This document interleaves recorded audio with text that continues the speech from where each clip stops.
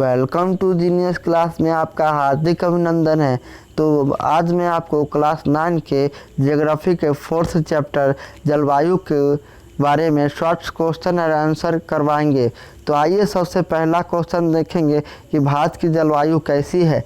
तो भारत की जलवायु उष्णकटिबंधीय मानसूनी जलवायु है। तो मानसूनी आया तो मानसून शब्द की उत्पत्ति किस भाषा में हुई?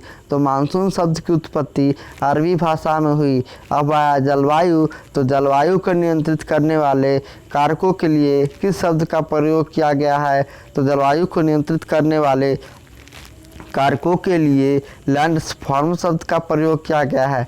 तो आइए हम लैंडस्फॉर्म को विस्तृत रूप से जानकारियाँ प्राप्त करते हैं।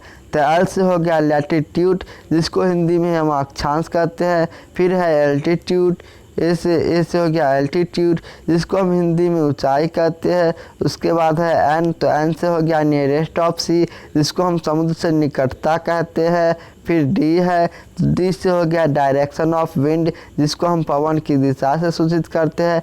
फिर हो गया एफ, तो एफ से हो गया फॉरेस्ट, जिसको हम हिंदी में वन कहते हैं। उसके बाद आएगा ओ, तो ओ से हो गया ओशियन करंट, जिसको हम सामुद्रिक जलधारा कहेंगे। फिर आ गया आर, तो आर से हो गया रेनफॉल, जिसको हम हिंदी में वर्षा कहेंगे। उसके बाद है एम, तो एम से हो गया माउंटेन, जिसको हम हिंदी में पर्वत कहेंगे। फिर लास्ट है एस, तो एस से हो गया सॉइल, जिसको हम मिट्टी कहेंगे। तो आइए हम 4th क्वेश्चन देखते हैं। किसी क्षेत्र की जलवायु को निर्धारित करने वाले मुख्य कारक कौन से हैं? तो किसी क्षेत्र की जलवायु को निर्धारित करने वाला मुख्य कारक अक्षांशीय अवस्थिति है। भारत में ग्रीष्मकालीन मानसून के सामान्य प्रवाह किस दिशा में है? तो भारत में ग्रीष्मकालीन मानसून की सामान्य प्रवाह दक्षिण पश्चिम से उत्तर पूर्व है। भारत के उत्तर पश्चिमी मैदानों में शीत ऋतु में किसके प्रभाव से वर्षा होती है? तो भारत के उत्तर पश्चिमी मैदानों में शीत ऋतु में पश्चिमी विक्षोभों के प्रभाव से वर्षा होती है। भारत के किस राज्य में शरद ऋतु में भी वर्षा होती है? तो भारत के तमिलनाडु और पंजाब राज्य में शरद ऋतु में भी वर्षा होती है। भारत में सर्वाधिक वर्षा किस मानसून में होती है? तो भारत में सर्वाधिक वर्षा दक्षिण पश्चिमी मानसून में होती है। भारत में औसत वार्षिक वर्षा कितनी होती है? तो भारत में औसत वार्षिक वर्षा 125 सेंटीमीटर होती है। भारत में सबसे कम वर्षा कहाँ होती है?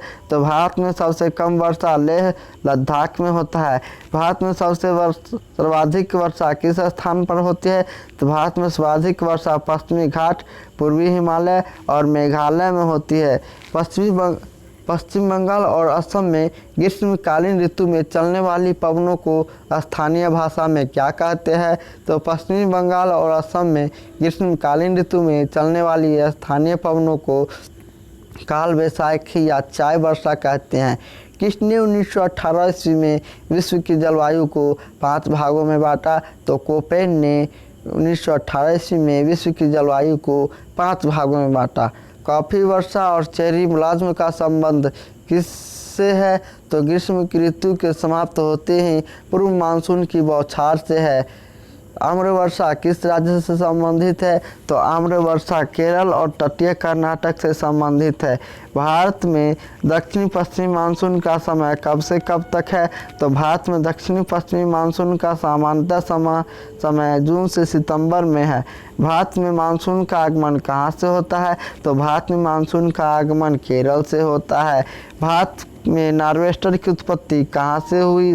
तो भारत में नार्वेस्टर की उत्पत्ति छोटा नागपुर के पठार से हुई। तमिलनाडु में मानसून की सामान्यतः महीना कब से कब तक है? तो तमिलनाडु में मानसून की सामान्यतः महीना नवंबर से दिसंबर तक है। भारतीय मानसून को प्रभावित करने वाले कारक कौन कौन से हैं? तो भारतीय मानसून को प्रभावित करने वाले कारक जेट स्ट्रीम, तिब्बत का पठार, एल नीनो एवं ला नीना है। उत्तर पूर्वी मानसून में सबसे अधिक वर्षा प्राप्त करने वाला राज्य कौन सा है? तो उत्तर पूर्वी मानसून में सबसे अधिक वर्षा प्राप्त करने वाला राज्य तमिलनाडु है। भारत के किस राज्य में 200 मिलीमीटर वर्षा होती है? तो जम्मू कश्मीर में 200 मिलीमीटर। फिर से क्वेश्चन को देखते हैं। तो भारत के किस राज्य में 200 मिलीमीटर वर्षा होती है, तो भारत के जम्मू कश्मीर में 200 मिलीमीटर वर्षा होती है। भारत में सर्वाधिक दैनिक तापांतर किस स्थान पर पाया जाता है, तो भारत में सर्वाधिक दैनिक तापांतर राजस्थान के मरुस्थलीय क्षेत्रों में पाया जाता है।